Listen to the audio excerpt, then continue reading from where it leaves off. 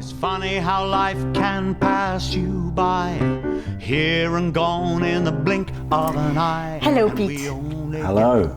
I'm so happy to have this opportunity to talk with you today, to do this interview with you. It's good to be here.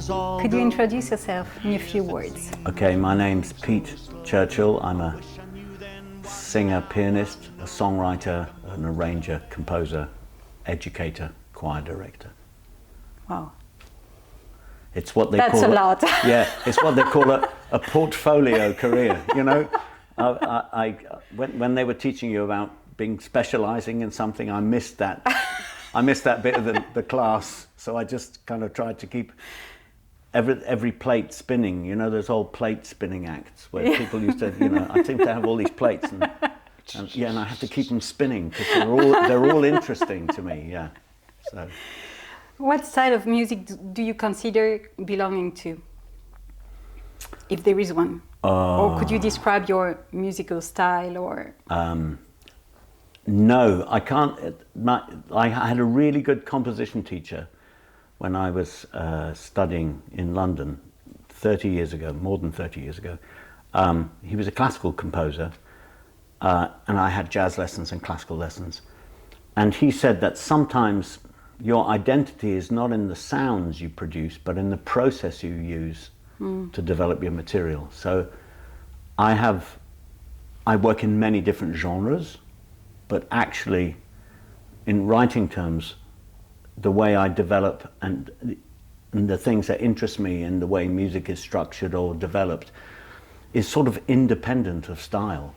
So whether I'm writing a kind of groovy gospel-inspired piece, or whether I'm writing a string quartet, or whether I'm writing a singer-songwriter thing, I'm still processing. You know, I have a way of processing and developing things, and my relationship to text is probably the thing that links everything. I think my sense of words that I grew up with has never left me, and that's why I like to work in vocal jazz or songs, protest music, anything that has that connection with the word, you know. Okay. And what and where did you study? So I studied in Canada first. I'll keep it brief because these things can get very boring. My family emigrated to Canada when I was very young. My parents were both musicians, and my father was asked to start a music department in Canada, in Ottawa, at a university. And when I left school at 16, I was at school in England and they were living in Canada. It was one of those particularly British things where children are a bit of a nuisance, so you send them away for somebody else to raise, you know, and that's what happened to me. And then they ran out of money, so when I was 16, I came home to Canada. And I didn't really know what to do. I decided not to do music at school, so I didn't, you know, I stopped all music when I was 12. Because you were already playing music? No, I didn't get on with the way of teaching and the exams, and I couldn't, you know, I was playing by ear. So I stopped all music classes and singing in the choir and I played cello in the orchestra and played piano. And Cello? Yeah, and I didn't... That was not in your... No, that wasn't in my introduction. bio. No, because it's embarrassing. So, but the thing was, so when I arrived in Canada, I didn't consider myself a musician at all. Okay. And I went to university eventually and did art history. And then I was playing in piano bars and singing, and I didn't think of it as a profession. I thought it's just something I do. I sing songs and play piano. And then I was asked to write a musical. It was an interesting way into music. Like a theatre company at the university said, we've heard you sing and play and sing some of your songs, can you write a musical? And they gave me a band, and I realized I didn't know how to write music down. And so I changed from art history into music, and in 6 months I learned to write music. I just went crazy and did harmony and counterpoint, and then I did it for 4 more years and got really into kind of orchestration and arranging. And then I went to, that was in Canada, got a music degree of sorts in Canada, and then I came to London to do a postgrad in jazz composition at the Guildhall in London. And that's when I started to expand my writing. And I ran the vocal group there, a student vocal group, at the time I was there. So I got into vocal arranging there. And then that kind of kept going. You know, I worked with a lot of singers, I knew a lot of songs. And so I came out of college and I played a lot of gigs with singers. And that's because I was into words, you know. And that's you know, that once I was out of college, like all students, you know, you're thinking, what am I going to do? Well, you do something until you figure what you want to do. And for me, the something was lots of singers gigs, like sometimes every night of the week, you know, because I knew a lot of tunes and I could play in all keys. So that's amazing. well, it was an accident, but that's it. I don't know how it happened, but that's what I can do, you know. And so you never studied vocal jazz or? No. So it's interesting. My approach to teaching was always vocal. So when I taught harmony, I taught it through singing. You know, composition, we sing everything. And when I ran choirs, I would teach choirs by ear, and I'd always find myself singing all the parts. So I was really stretching my voice, you know. But I'm probably one of those. I never considered myself a vocal teacher.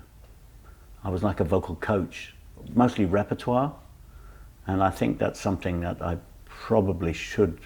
Looking back, I should have paid more attention to, but because there's a lot that needs to be done that I'm not necessarily equipped to do with singers. But I find that sometimes in jazz singing, there's so much work on the singing that sometimes the jazz gets left behind. And maybe I work a lot on the jazz sensibility with singers and the freedom thing. And sometimes it means that their voices are freer because they're not so, you know, and but anyway, that's the answer to your question is no. So what is your goal as a teacher for your students? Well, I have two different identities. In Brussels, I run a jazz vocal department. In England, I run a jazz composition department. And they don't know I'm a jazz vocal teacher. You know, it's like totally different sides of my personality. Oh, okay. So, and maybe the link with the two is that I always think that sometimes there is so much to do in composition, say, in teaching technique, and that people forget the jazz sensibility and all that. And you find that jazz composers are working so much on the notes that they get all these improvisers in a room, and then they kind of shackle them, and their eyes are down, and they're trying to play. And it's like, this guy's a great saxophone player, and you haven't asked him to improvise once. So it's taking, and my job is to say, you know, you need to integrate improvisation, find out what you don't need to write, because these people will improvise things that are a lot more hip than anything that you could write. And then when I come here, I find singers maybe sometimes are so worried about their voice and the sound that they're forgetting to access the improvising side of their nature, the believable side. You know, so that when they approach the material, they have a sense of abandon, you know, so the jazz spirit of, so all these, I think it's true in jazz that there's so much that has been abstracted about the music that you can study and forget that it was created by people who didn't read music, who played by ear, who never had a voice lesson, never had, you know, and then we've taken all that and put it into college, and we're in danger of sanitizing the whole music, you know. And for me, maybe that's because I learned by ear first, and I didn't learn to read music or write it until I was in my 20s. Okay. And maybe what I do is I look for students that are a bit like me, and I encourage them not to lose, and they're worried because they think that they've got to catch up with all these people who are so technically skilled, and I'd say, yeah, but you don't lose that thing you've got, because that's actually how the music started. And maybe that's my thing in education, is to look out for those people. Well, and remind all students of how this music came about, you know, dance. Yeah. Dance, procession, worship, lamenting, you know, all those things. And we can forget that in our teaching sometimes. But I saw you once giving a workshop to my students in Antwerp. Okay. And well, when I saw you teaching to those young singers, I really thought, well, this guy was born to transmit, I mean, to pass on a message. And it was really amazing to see you. I remember that time with you. I love doing that kind of thing because I mostly use message music in my workshops. It's like somebody suggested a song that I should do with the choir, and it's a love song, it's a personal song, and sometimes I think choirs, you know, you have to have a collective expression about something. And the moment you do something which is all what I call I messages, I feel this, you know, then you have like 25 people who are all singing to themselves. And if you want them to sing together, there have to be we, you know, universal messages. Yes, of course. So that's probably, yeah, I mean, that's the first thing is that if the music you choose, say with a choir, has a message in it. There's so much of the music that I use, which might be from the sounds of the 70s when people were writing songs about the collective experience and protest, you know, soul and the singer-songwriter thing, you know. Then once you've chosen that repertoire, then you have to, I always think that the way you teach it has to reflect the subject matter. It's not about getting it learned, because so then we can tell the story. It's like the whole process of teaching has to reflect the subject matter. So basically, if you listen to a piece of music, it will tell you how it needs to be taught. But in our culture, what we do is we write it down and we hand out pieces of paper, and that's sending the wrong message about the music. I mean, if you want to learn, I wish I knew how it would feel, and you're reading it, it's like you've lost 90% of what that song's about, and it's very hard to get it back if your first experience has been visual. You know, you can always go to the music later to do some detail and things like that, but the first thing has to be the workshop experience is that. So maybe that is a thing that I worked out, like the process. Coming back to the process is always, if you get the process right, the product will take care of itself, you know. And can you tell me how important is a tradition for you? Very. Very important, because that's how I started with, in jazz, I started with Louis Armstrong. I think I was 8, and I was listening to Louis Armstrong, the Hot 5 recordings and the Hot 7.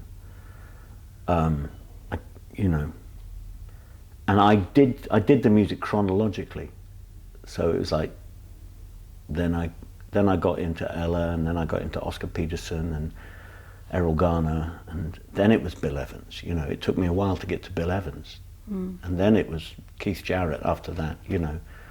It just, but the great thing about, because I was in Canada, maybe it's easier in North America, you're closer to you're, at least you're on the continent.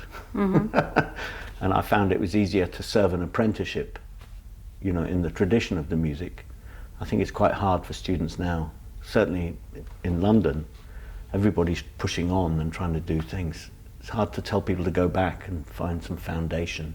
Really? It's really hard, you know, because they are so, like, they come into first year and they've already done, you know, I have first year students who've already done, they've transcribed John Taylor and Norma Winston records, you know, between the age of 16 and 18, and they can play it.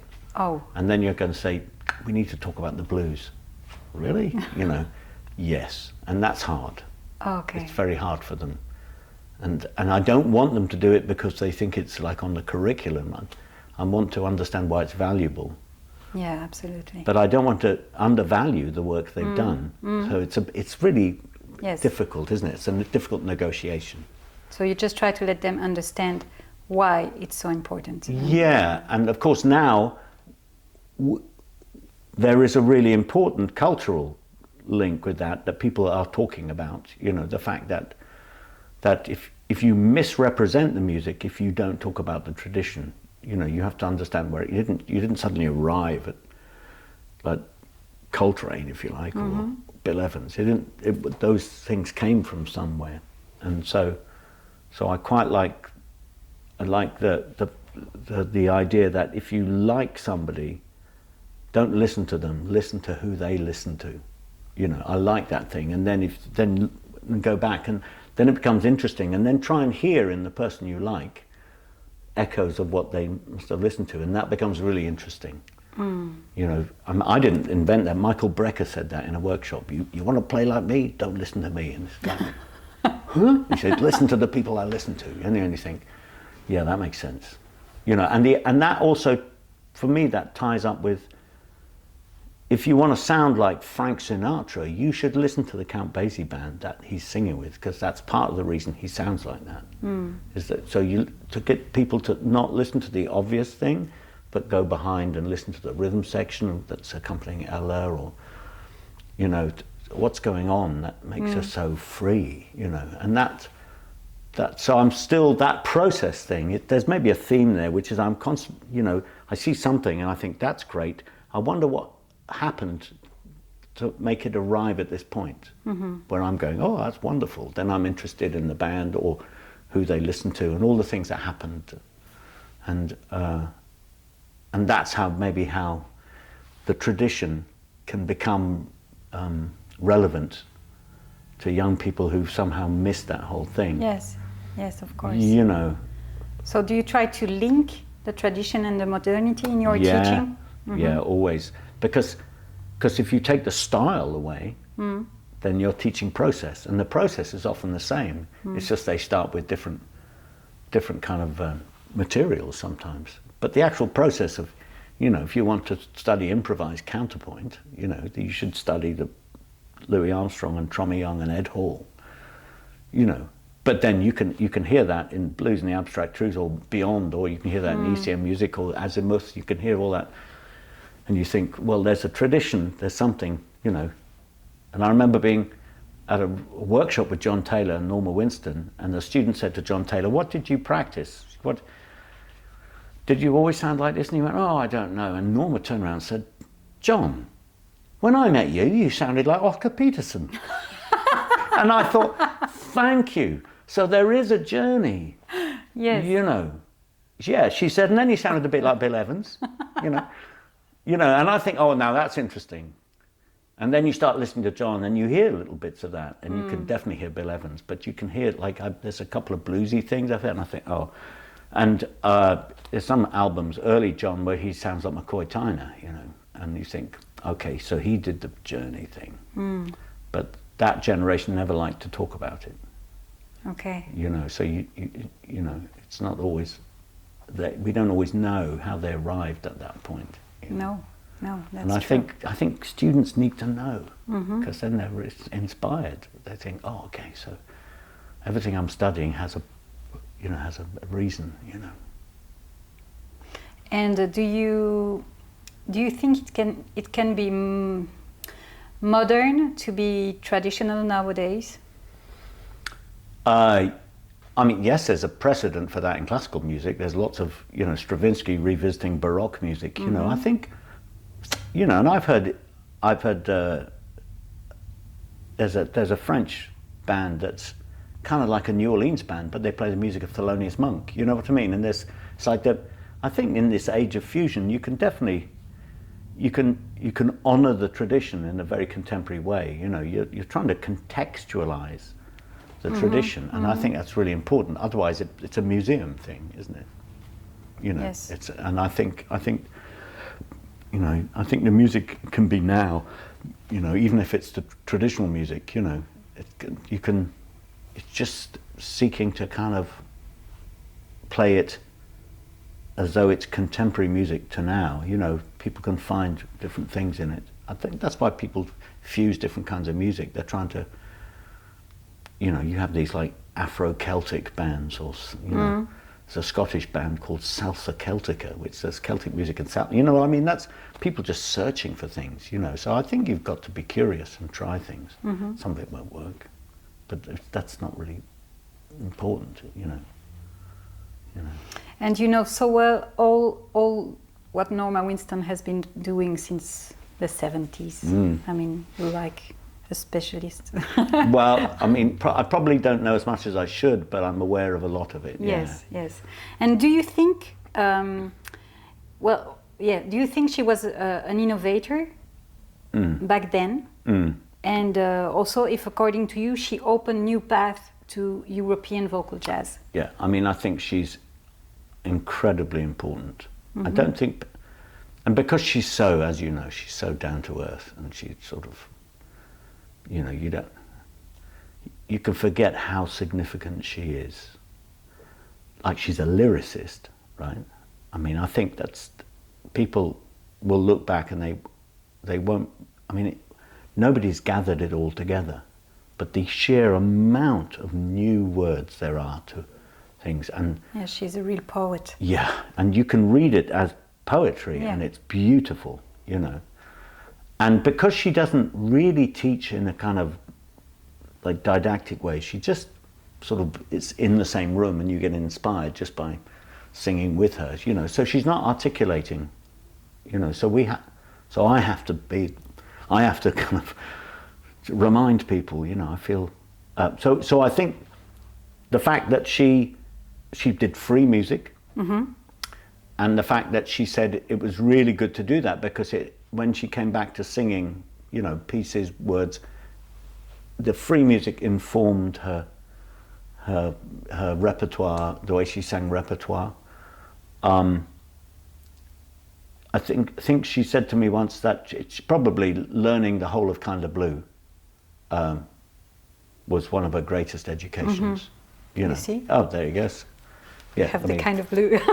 Norma Winston learned every solo on this album, and she could sing everything about it. And I heard a gig once where somebody had arranged Porgy and Bess, Miles Gill, and you know, Miles, Porgy and Bess, in her key, and she sang all the lyrics and then all the solos, you know, in this little ensemble, somewhere in a festival, somewhere in England. You know, it was a little project, and I thought, she knows everything. She never forgets anything either. It's like a deep, deep connection to the tradition. Yeah. And she loves Frank Sinatra. Oh, it's like a love story. It is. And she says, every time when I was 17, every time I heard him on the radio, I knew he was singing just to me. You know, it's that. And I think, you know, and the other thing is her oral connection to the music. And this is, I find it hard to get students to do this, but I first met Norma when I was just still a student, and I accompanied her master classes. You know? Okay.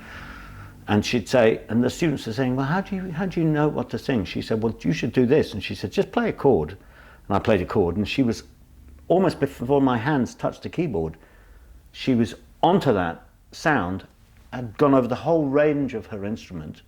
Improvise, like I go splang, she goes, give me another one, new key, like she goes, give me some John Taylor chords. And she said that, and I thought, all right, so he puts everything on her. That's why, and she was like weird, like diminished scales, which she didn't articulate. She doesn't have that thing that everybody now knows, you know, about modes and all that. But she had that. It was almost like her ear is so attuned to the music. So I think she's incredibly important.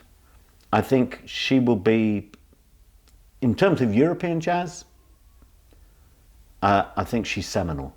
Like people will look back and they will transcribe, well, they do now, but transcribe her solos, they will understand maybe her process, her development, but because she's still with us, we sort of take her for granted, you know. Yeah, I mean, I find her, she makes me cry, you know. And do you think she's really the, how would you say it, the singer that made the difference, or who was the, I don't even find the word in French. The person who really was from, I mean, to me, she's the singer who's coming with all the knowledge of Yeah. the tradition. That's and right. Who made something So she's so the different bridge. in the new style. She's the That's bridge from the tradition true. to our Yes, to our contemporary thing, and she doesn't. in Europe. Yeah, in Europe, and she hasn't left it behind. But I remember Mark Murphy saying to me that when Somewhere Called Home came out, everybody in America went, "Oh my God, who's this?" He said it's the most killing ballads album of all time. He thinks. Yes. Yeah, he said. I agree. Yeah, and I remember it was I was at a. Not, you know, I was Mark Murphy's piano player for 15 years, so we talked a lot about these things, and he was like, I remember when he recorded her Timeless Place, you know, and he forgot to call it A Timeless Place, and it was Yes. called The Peacocks, and Yes. so, and he was like, I had to take a message to Nora with apology, you know, all that. But I remember seeing Mark in California. I was at a conference, and he was there singing with another band. And this woman sat down next to me, and it was Janice Siegel, and from, you know, lead singer Manhattan Transfer. And she sat down, and she said, "Isn't he wonderful?" And I said, "Yeah, Mark's incredible." She said, "Yeah." She went, "Are you English?" And I said, "Yes." She said, "Do you know Norma Winston?" And I went, "Yeah, really well." And she went, "Oh my God, she's amazing," you know. And you realize, like, everybody knows her, you know. Everybody knows about her, knows of her, you know. And I remember American students coming to London, and they couldn't believe. I remember these two students came. One, they were a duo. The piano player interested in Kenny's music, and she was interested in Norma. And they were kind of lost in America. They'd done their final recitals and sung all that, and nobody got it, you know. Okay. And he said, Kenny is like. I said, "Well, you should go and visit him." He went, "What?" And I said, "Well, yeah, call him up." They went, "What?" And I said, "Yeah." And so I gave him Kenny's phone number, and he went to this phone. I watched him, and he came back and says, "We've been invited to tea tomorrow." And it was like, That's fantastic. yeah, unbelievable. And they don't realize how accessible those people are. I think if I'd gone to America and said, "Can I have tea with Keith Jarrett?" Nobody would, you know, it just wouldn't happen. And that's, I think, maybe that's one of the differences between European and American jazz, you know. Do you make a clear distinction between European and American vocalists, or not? Yeah, maybe. I think, you know, I think, I mean, I suppose there's a lot, the American jazz thing is strong in Europe, but there's quite a lot of colleges in Europe that maybe have taken on an American curriculum. Do you see what I mean? So there's a lot of people teaching here, you know, who are teaching. So there's both things are happening here. But what is it that maybe a European vocal tradition is about? I think, you know, apart from the obvious rhythmic thing, the loose eights thing, the kind of like free, the Nordic kind of ambient wasteland thing, and Sister Lenderson and all those fantastic singers, you know, there's like, they're maybe looking for something, they're looking for something a little freer, maybe. Maybe they feel less obliged to reflect the tradition. I always used to, the thing I used to like about living in North America was that they didn't have all the British traditional kind of like political aristocratic thing, and I thought, oh, that must be great. They're free of all that, and they were sort of free thinking, like we can do anything, you know. And it's interesting that in jazz, it's in Europe, we think, yeah, the tradition is really important, but there comes a point where you can, if you serve your time, you know, studying a tradition, and then there's permission in European jazz to move on, and the lesson maybe is, the lesson I get from American jazz is that the blues is an important foundation, but the big lesson is to have the courage to find your own folk music, the blues being the folk music, you know, and connect with it. And so that makes sense of Jan Garbarek, you know, and it makes sense of like Norma's love of English folk song, you know, and that's, I think, part of the big identity of European music. People that, you know, you can hear Thomas Stanko, obviously Jan Garbarek, and John Taylor was really into John Ireland, British composer, and he played a lot of that piano music. And I think the courage to seek inspiration from outside of jazz, Yes. you know, is important, I think, in Europe. And so I do hear that in European singers. And so do you also feel that singers nowadays, jazz singers, use more and more the tradition of their country? Yeah, I do. I mean, I think it was like Manfred Eicher said about Jan Garbarek, he plays a different kind of blues. His Nordic folk song is his blues.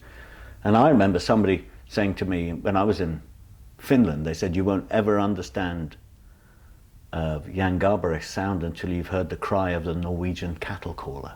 Wow. And it was like, and I listened to it and I went, oh my God, that's it.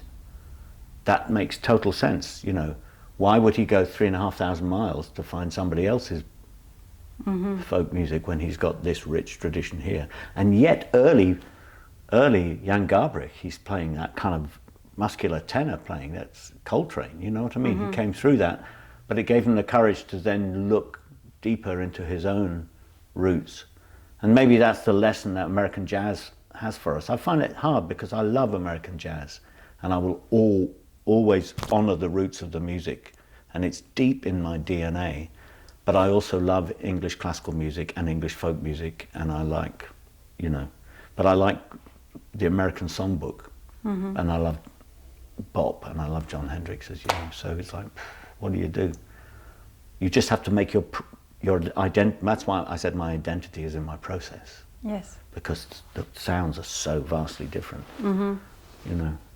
And are you also influenced in your music by other artistic... Yeah, I was a choir boy. There you go. My parents were Yes. church musicians, so English choral music, 20th century. I love Walton, Warlock, John Ireland, Gerald Finzi. These are all very English pastoral composers, but it was after the First World War, and they were trying to express this I hear this longing, you know, in their music, and I sang a lot of that music, and that's probably quite a big influence on me. Yes. You know, it's not the only influence, but it's definitely there.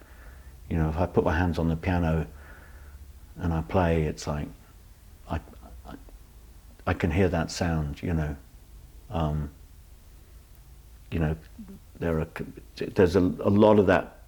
Vaughan Williams is a big thing. John Ireland,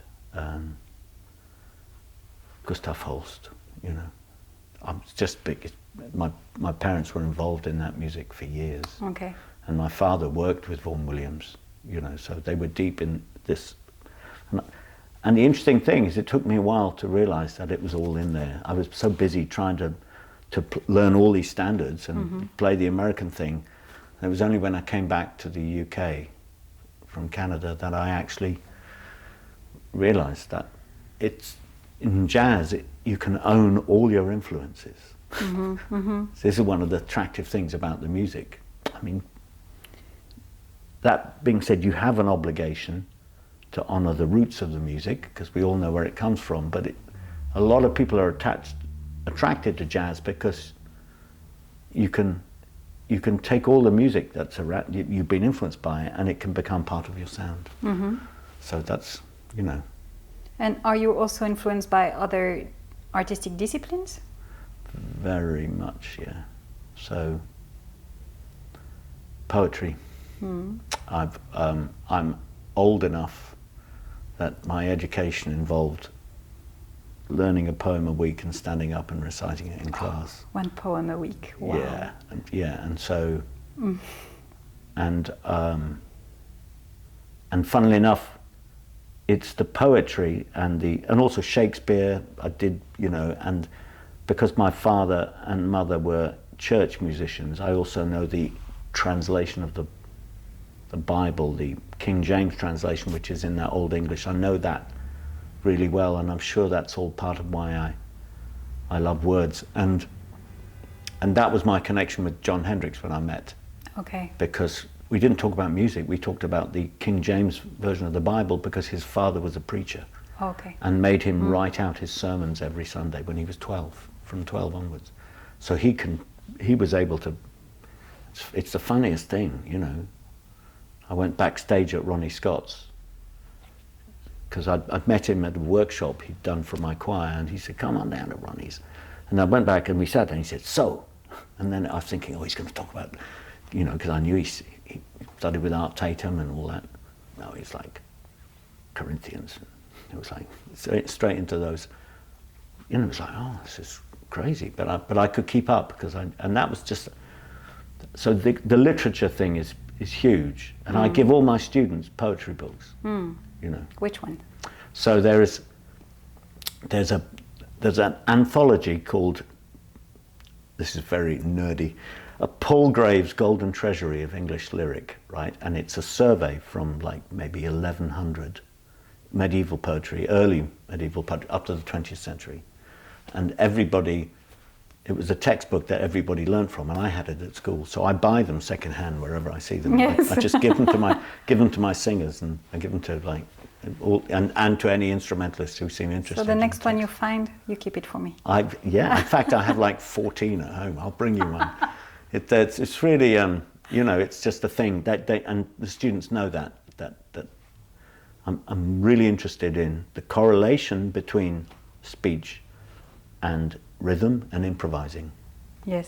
And I'm interested in the correlation between preaching and the styles of preaching and the patterns and motivic patterns of the great speakers and Coltrane and the kind of the big, you know, Sonny Rollins and you know, there's a hook up there, and if you don't, and they heard, that's the sound of it. If you know, like the American preachers still use the Old English language, whereas in England they don't anymore.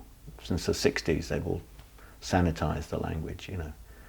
But that time when language was so rhythmic and the sound of it was enough, you didn't have to understand it, the words, you just have to enjoy the sound and the rhythm. And I think that's part of the preparation that I think we don't get, you know.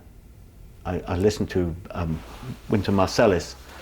He's got a fantastic speech. It's split into 9 parts. That's on YouTube.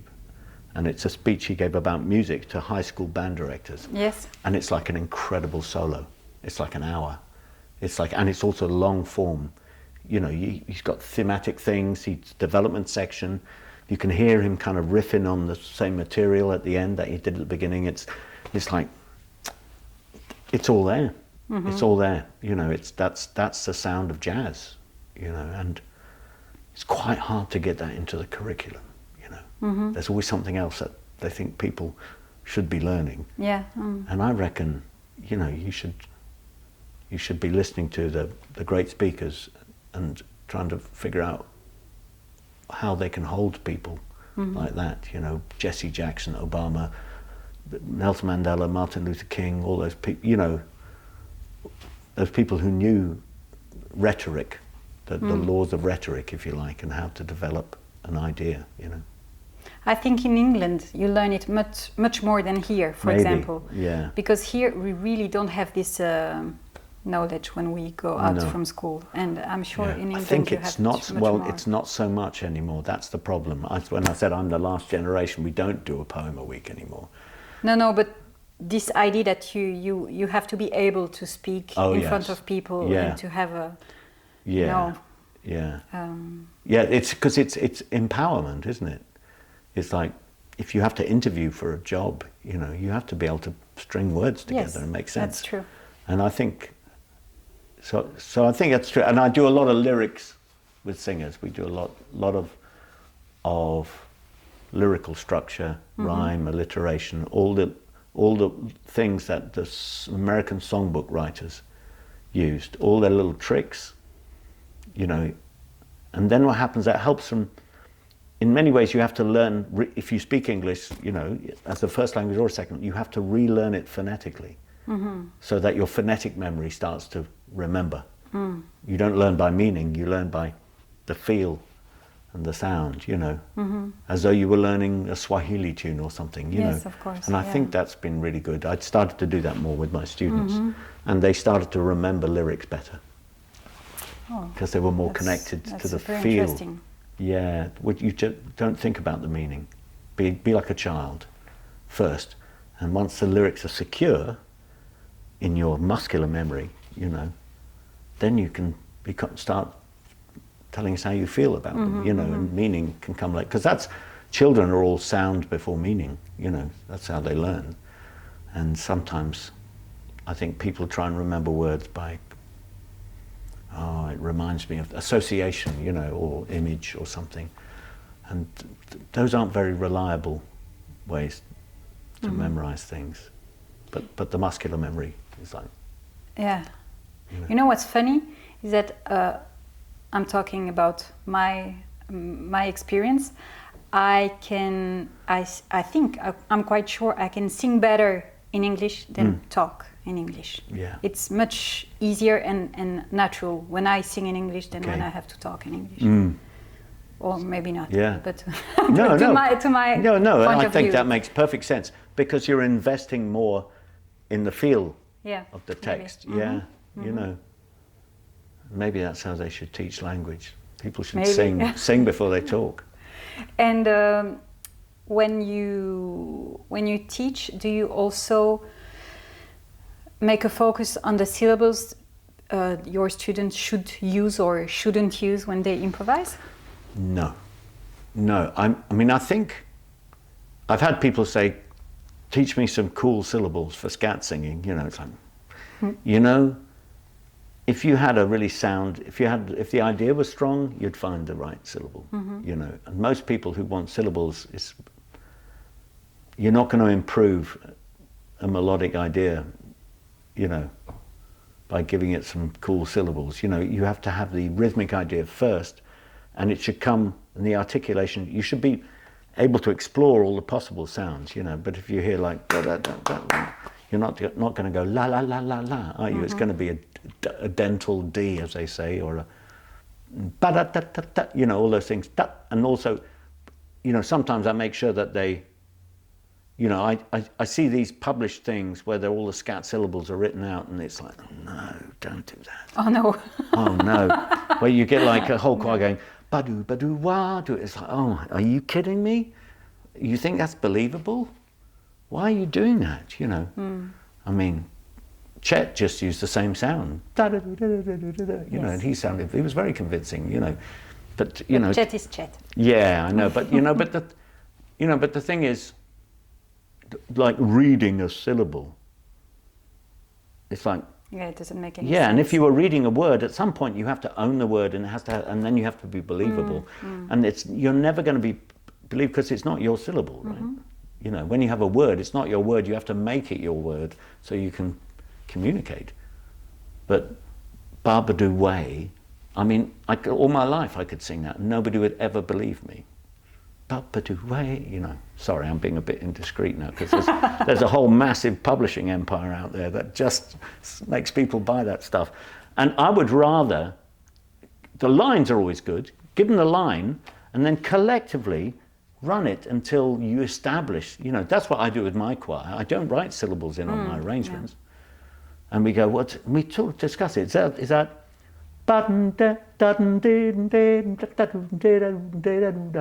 but if I wrote that out, it wouldn't sound right. No. And then we sing it and we try it. Somebody says, why don't we go Button Day? And I go, yeah, that's cool.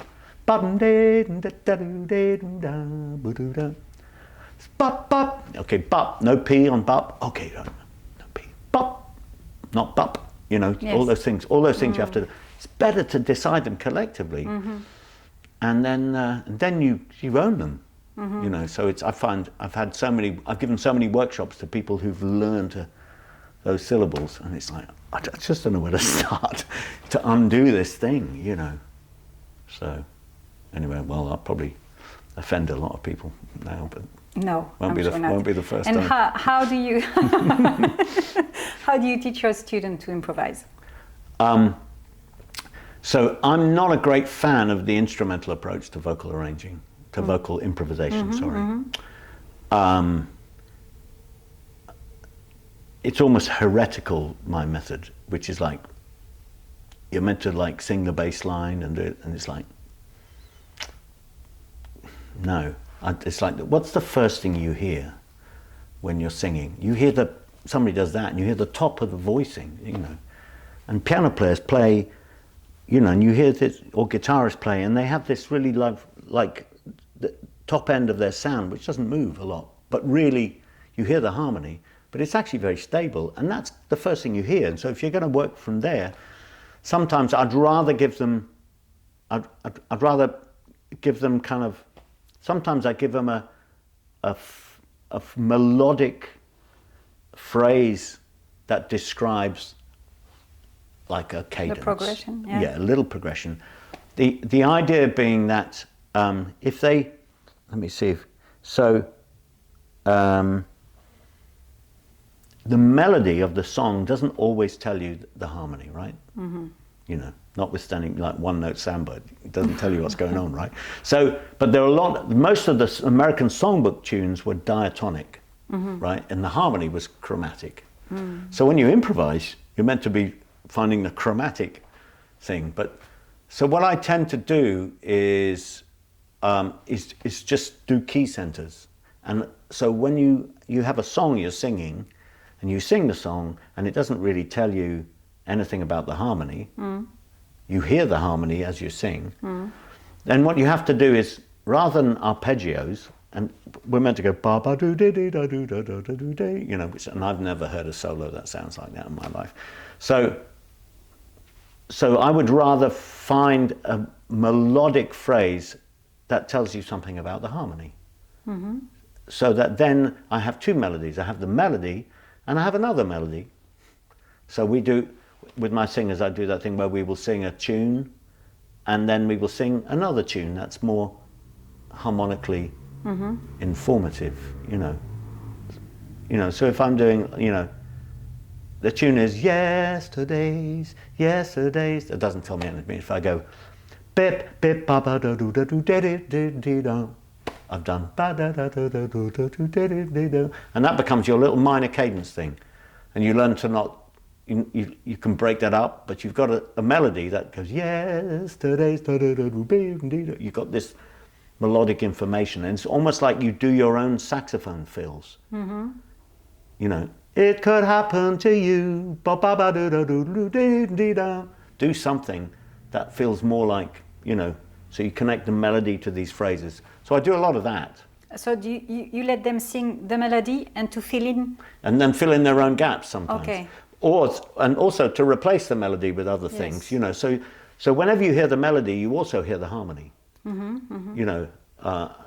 But when you work like this, the singers don't stay in a superficial vision of the chords? No. For me, it's. So that's one methodology, if you like, you know, which are these phrases, you know, which are going from the key center. I have this idea that the ear is lazy. It just wants to sing diatonically, right?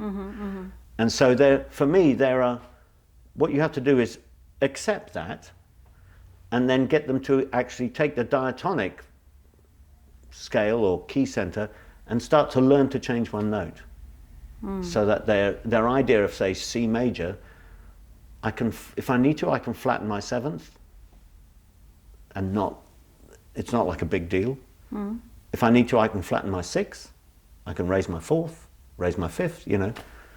So if I go ba da da do da do do do, I can go ba da da da da da da da, or ba ya ya da da da da, or ba ba do da da, bo ba do do ya, bo ba do do ya, you know, all those things. So they know where those chromaticisms are, and because they happen over and over again, those are the things that you have to change about your key center when the harmony is chromatic.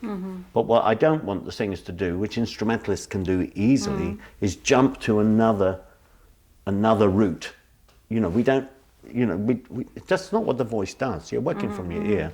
So sometimes I work like that, expanding their idea of what major or minor is to accommodate these little chromaticisms that will happen, you know. Yes. But so they have to be super aware of all the notes. Yeah, so I'm also Kodai trained, so I do some signing. So that, and I know that, you know, this is Fa, which is not F. it's 4. You know what I mean? Because we have movable do, right? Yes. So if I go do, re, mi, fa, fi, that's my sharp 4. Yes. So I do a bit of training like that. Ti, do, ta, ti, do. So you know the movable notes in the scale, so that you work your way up to chromaticism, but your center of gravity is always the thing that the ear wants. It wants a kind of safety net.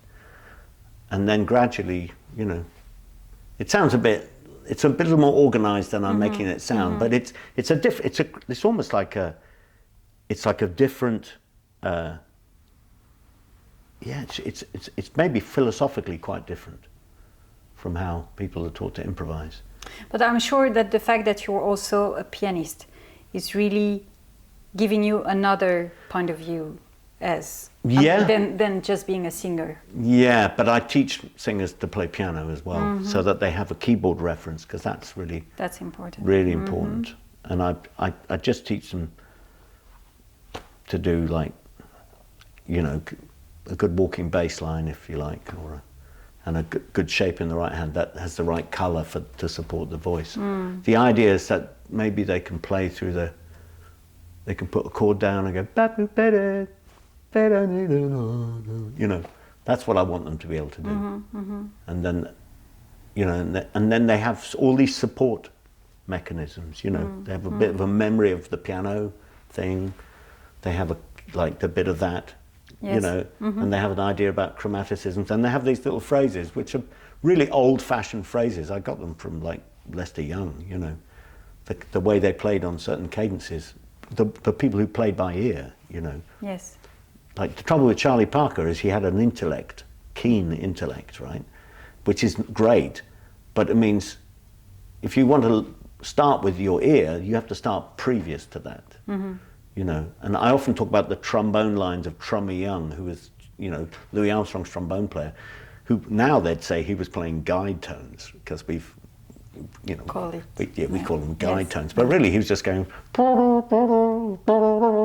you know. That's what I want singers to hear, you know. And so maybe that's my approach to getting singers to improvise, is to think historically, you know. You sing the tune, you be Louis Armstrong, you be Trummy Young, and then I'll sing the bass notes and see if we can get a full sound. And then your ear starts to get full of these sounds. Yes, absolutely. And I think and I do teach theory by singing, you know. I teach a class, you know, which is all singing theory. In England? No, here. I've done here it. also? Yeah, not in the pandemic. But yes. But, yeah, that's the idea, is just like, you know, to have a repertoire, let's explore it vocally for the instrumentalists, you know. Yes. And we sing all the parts, and, you know, just try and fill the room with the sound.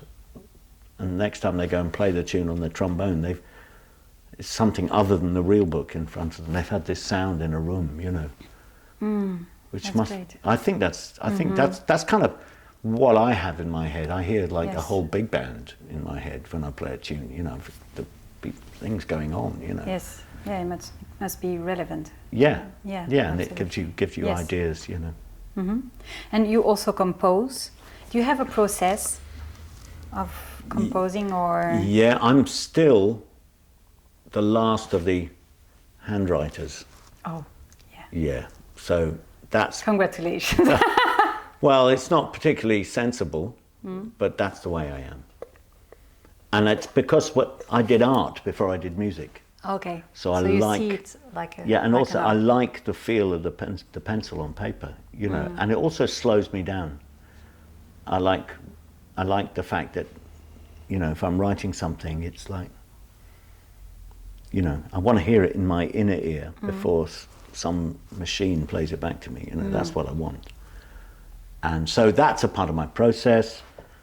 I write a lot of my commissions now are vocally based. I have to write songs. Say a commission might be a song cycle with different choirs, adult choirs, kids choirs, and a narrator. And then I have to orchestrate it for youth orchestras and big bands, you know. But it all starts with the song and the message, if you like, and then so my process is, you know, so I have some writing like that, then I start on short score, you know. And I said, but the interesting thing is I don't notate anything until I absolutely have to. I try and hold it in my memory. I'm not one of those people who write 8 bars and then go, and then think, what's going, you know. I like to have the whole thing mapped out, and I like to play it and sing in everything. And after? And then I go and I open and start. Wow. Yeah, for me, which means I go for walks, you know. Yeah. I go when my children were small, I'd just push them around, you know, and I'd speak out, trying to get you know, how long things should be when you're doing big band music or things. You know, the pacing of everything was much easier away from the piano, you know. And you keep it in mind? So I had this. Record or no, nothing? I have this thing which is that if I can't remember it the next day, it probably wasn't very good. Okay. So maybe some really good things I've forgotten, but that's the way I kind of go. I mean, I sketch things out sometimes, just a top line, which get me back in the zone. But mostly I play things and they go in, because I've always done that. I've learned lots of repertoire, and I keep playing them and I loop things and I go, okay, that's all right. Okay. That's there, and then I can come back to it the next day, you know. And then I might sketch out the song or the if it's an instrumental thing, the melody and the changes and some bass line things, a groove idea. And then I probably won't go to the full score until I'm really ready, you know. I need to know like what happens after, what kind of intro, you know, what the improvised section is, interludes, if there's, you know, those. Okay. And after you write the lyrics, when you have the no. When I write the songs, I write the songs first, and they go down on the little thing, just a lead sheet thing with the song and a little accompaniment. So everything is coming at the same time. Yeah. So music and lyrics. What happens is, you might get a lyric, like if I write a chorus of something, it'll come sort of the same time, but then I write a first verse, and then of course I then have to write 3 more verses, and those are really hard. The first verse is always easy, you know. I tend to be, once I've got the structure, I can then go away and write lyrics, you know, and I've got all the sounds in my head and the syllables I need, and but you know, I used to write instrumental tunes, and a long time before. I mean, I didn't start writing my own lyrics until maybe 20 years ago, maybe 25. Maybe I'm lying. I wrote a musical in 1988, so that's 30 years ago. So where I wrote all the lyrics myself. So but the first 10 years or so, I didn't, you know, and now that's kind of what, you know, now I just try and write all my own lyrics, you know. I've done some things to instrumental tunes as well, you know. And then the other thing that I'm interested in, obviously, if I write instrumental commissions, you know, mostly for big band, or if I'm writing some pieces, I write for the exam board in the UK. I have to write pieces for little ones, you know, all the way up to advanced, you know, and there are instrumental things. There are always parameters, you know, you're told how long it's meant to be, and that makes it easier sometimes, because you know, oh, I know. But if I wrote a suite a couple of years ago, and I find large-scale forms, jazz musicians aren't very good at large-scale forms. And like Kenny, he just wrote a suite. It was basically a set list, you know. And like Ellington did the same thing. It was just a set list, wasn't it? So it's not really a large-scale form. They call it a suite, but you know, it's not like L'Après-midi d'un faune or something. It's not this massive sound tone poem, you know. And so I struggle with large-scale form, probably because jazz is meant to be now, and to write a large-scale form that hangs together, you have to remember things that have, you know, it's based on what has happened. And we're always on to the next thing in jazz, you know. So I think sometimes it's hard to reconcile those two things, the immediacy of jazz with something that's a large-scale form. So I tend to do it with with structures, you know, little.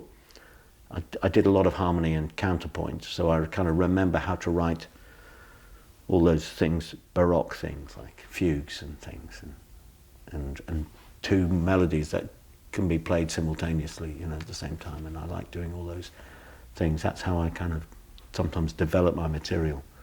I organize lots of things that can be sort of fit together, but I don't present them together maybe until the end. Then I've got lots of opportunities, and then suddenly you find you have a long piece, you know. So it's probably just because I trained to do all those kind of things like Baroque music, where you have to learn to do, you know, Passacaglia and all those kind of forms, you know. And they all have specific kind of musical games and puzzles you have to solve, you know. So there's a part of me that likes that. I like that with words as well. I like solving rhyming problems, and that's funny, isn't it? You were talking a lot about your choirs. What is important to you as a choir director or leader? Okay, so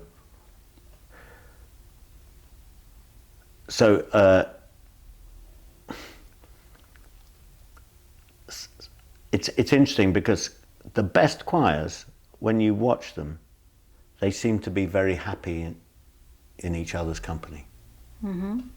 One of the reasons they communicate is that you look at them and you go, oh, that must be so much fun. I'd love to be in that group of people. They look like they're really having a good time. Right? So I realized when I formed a choir in London that we needed to have that. So, and I remember the choir I run in London, the London Vocal Project, we got together maybe 12 years ago. And the very first summer, we all went to France for a week and ate and drank and went for walks and sang. And we came back and the trust was unbelievable. The rehearsal had changed. People were forgiving and patient. They liked each other, you know, and they were a little more vulnerable with each other. And the music was better. So it sounds a bit like 60s, you know, but that's honestly. And so if I'm rehearsing a choir, one of the things that has to happen is that has to happen. We have to realize that there's something that will make everything we do sound better, and that's if we all are a little more empathetic. It's really important, you know, and generous with each other, you know. And that's hard for some people, because there are some people who can sight read anything and they get it right, and they don't know why it's taking them so long. You know, all those things. Well, you know, you're just going, look, everybody has their different way of working, you know, and that, you know. So that's and the other thing is the first thing I did was I taught my choir everything by ear, and that's the great leveler. So all the people who read really well, suddenly they're at the same level as the people who maybe, you know, and that helped and you have to come to every rehearsal then, you know, and the things are scored, people think, oh, this will be all right, you know, if I just come in the last two rehearsals. I didn't want any of that. No. So if they miss a rehearsal, they miss a piece of repertoire, you know, and that was quite good, so we managed to. So those things are really important to me. That's a good idea. Yeah, just like, I'm not going to teach it again. You missed it. Yes. Maybe somebody else will teach you the alto part, but I'm not going to, you know. And that was interesting, and that created quite good relationships between people. Because then they started to say, did any of the altos record? They're like, yeah, I did. Great. And okay, all right, you solved the problem. But they'd really, you know, I find those things quite interesting, those human relationships. Connections. And I've always thought, like, you know, watching people, when you watch people perform, there are so many levels of communication. You know, you want to communicate the song, like if you like your Gershwin tune, you know, you have a sort of obligation to Gershwin. You also want people to know how you feel about Gershwin. So, and then you might be with other people on stage, so You want to communicate to them and then communicate to everybody how you feel about each other and the repertoire. You know, it's like there's so many things going on. And I think that's, and in the best performances, all those things are happening. You know, you come away with Norma and, you know, Norma and her band, they're all having a good time. You also understand a lot more about Richard Rodgers and Lorenz Hart than you did before she sung. You know what I mean? It's like everything is working. And you know how much she loves the lyric, and you also know how much she loves the people she's with, and it's like, oh, that's very complex. It's a web of communication. And so I try and rehearse sometimes to make sure that we're taking care of all of those things, you know. It's hard, it's hard. So, and every piece of repertoire is a new puzzle, you know, because everything's different, you know. Now a last question about voice, your voice. And I know that for women, the voice is really changing with age, you know. And is it the same with men? So do you feel a real change in your voice with time? Yeah, it's lower. It's lower, but actually I can trace, it dropped. We did this gig 10 years ago with Bobby McFerrin, with my choir. Yeah. And there were some low Ds and low Cs in the bass part. And there were 4 of us on second bass. And this great singer, Nia Lynn, who came in, was singing with us. She basically gave us lots of exercises. And I got an extra minor third on the bottom. And I've still got it. Okay. Yeah, it's just never went away. And I don't know. So it came when you were like 50 or something? Yeah, that was, yeah, it was about late 40s maybe. Yeah, 50, yeah, maybe around, 40, 50 years old. So, and I think my voice, because I'm a singer-pianist and I've been able to control all the keys, it's slightly different. I think I've always sung from my speaking voice. Interesting enough, when I sing in choirs or rehearse choirs, I'm singing falsetto quite a lot, and in that kind of mix, you know, when I sing the alto part, I'm pretty much mixing chest and head in the middle to deliver it at pitch. When I sing the soprano part, I'm in falsetto. Okay. And when I sing tenor, I'm, you know, tenor range and bass. So I sort of do every part at pitch when I'm teaching by ear, and that's a bit of a weird thing to do to your voice.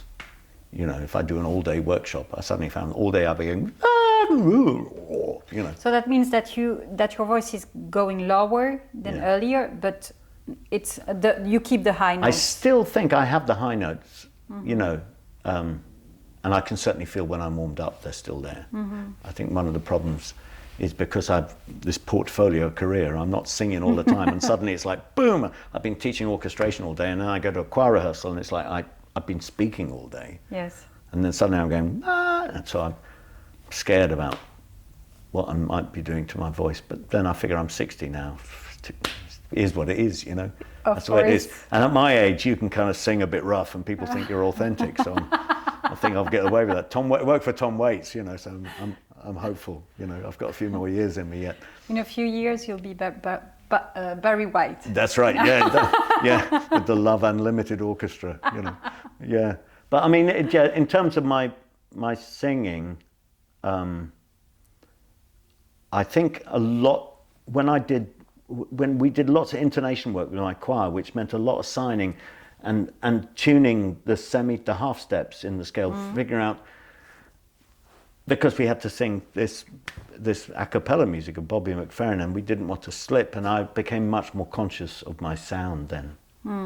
You know, of almost like the EQ of my sound, and if I needed to stay, you know, in tune, because I don't have perfect pitch, I have to be more aware of the colour, you know, and that was really interesting, and how you can just change the colour and suddenly everything becomes a lot more centred. And then if you do that as a choir, and I've got 3 other basses I'm singing with, and we've all got to, you know, we did so much detail on, like, you know, have you got an intoned consonant on that note? And I'm going, oh yeah, like, yeah, you're doing vibrato. I think so, don't. Okay, you know, and then you that kind of syllabic detail, I think improved my intonation, improved my control, you know. It was a really formative thing for me to do once a week, and then sectionals, because we had 12 weeks to learn this music and memorize it, and there was like 4 of those pieces, each one about 10 minutes long, and you were singing in Sanskrit and German and Portuguese and Arabic, and it was like, whose idea was it to memorize this? You know? And we did, and of course, and we did it because we approached it on so many levels, and that really improved. I think it got my voice into probably the first time I'd really exercised my voice, and it was intense, and then I got to know it properly. Before then, to be honest, I was a singer of songs at the piano. I enjoyed that, and then it's like now I have to sing in a bass section, I have to conduct the choir, and if necessary I have to sing the tenor part too, you know, if there's a tenor missing or something. And I was learning several parts at once, you know. And I think it was a really good workout for me, but it wasn't by design, it was just by accident. We just, you know, and I like the fact that actually I made that progress because the repertoire demanded it. Sometimes I think that we study, like in classical music, you in instrumental technical and vocal technical preparation, you have a repertoire that you're preparing to do. Whereas in jazz, you shouldn't really be preparing a repertoire. You should be training your voice to be ready for anything, because we're improvisers, right? And you know, and so it's easy not to really take care of business, to take care of your instrument, because you go, well, it's going to sing how I feel, you know. And we don't have that. In many ways, we shouldn't be training ourselves to, you know, it's hard to know how to prepare yourself technically to sing music that won't exist until you've sung it, you know. Whereas if in classical music, I'm going to train myself to sing this aria or this bit of lieder, you know, because I know how it's meant to go, and my teacher's guiding me, and you know, not even the keys are decided, you know. It's like, so we have, it's a big issue. I think I've talked to instrumentalists about this. You know, what do you do if you're a piano player and you hit your 5th finger and you've got more ideas? Well, you have to go 4/5, you know, that's what you do. Otherwise you have foresight, which you don't want when you're improvising. So there's like technical things, like, but if you learn a lot of licks, then you're all right, because you just string your licks together and you've got your fingering sorted out.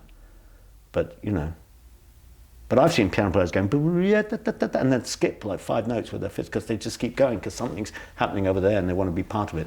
These are things that not many people talk about, because that's the thing, coming back to the beginning where I teach jazz voice, I'm not, you know, I'm focused quite a lot on the jazz, because I don't want them, you know, I want them to have the urge to improvise before they prepare a technical, themselves technically to solve, you know, some repertoire problems or something. You know, I don't know. It sounds like I have a kind of philosophy. I don't really. I'm still winging it, you know. But that's I think to preserve the sound of surprise in the music, you have to surprise yourself, and sometimes that means you have to get yourself out of a tight corner problem when you're singing. It's like, oh, well, I haven't prepared myself technically for this. Norma's free singing, I'm astounded by where she throws her voice. It's like, really? And the sound she finds. I don't think she sat at home practicing those sounds before she went to the gig, you know. They just come out of the now experience, you know. And maybe that's what we should be practicing, you know. Absolutely. Well, Pete, thank you so much. No, you don't talk too much. It was so interesting. Like, really, Well, it's I loved lovely. this moment with you. Well, it's lovely. Thanks for asking. My Carry pleasure. you on your way. Thank you. Pleasure. Think of all of the things that you said you'd do, and remember the change has to come from you. Plant a seed,